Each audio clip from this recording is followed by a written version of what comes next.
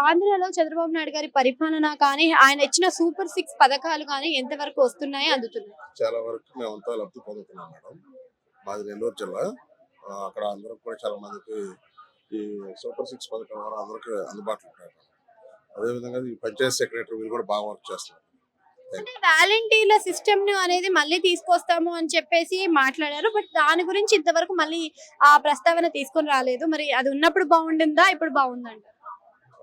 అంటే ఇప్పుడే బాగుంది మేడం. ముందు ఉన్న సేమ్ పంచాయత్ సెక్రటరీ వీళ్ళ ద్వారా సచివాలయం ద్వారా వీళ్ళు సేమ్ చేస్తున్నారు.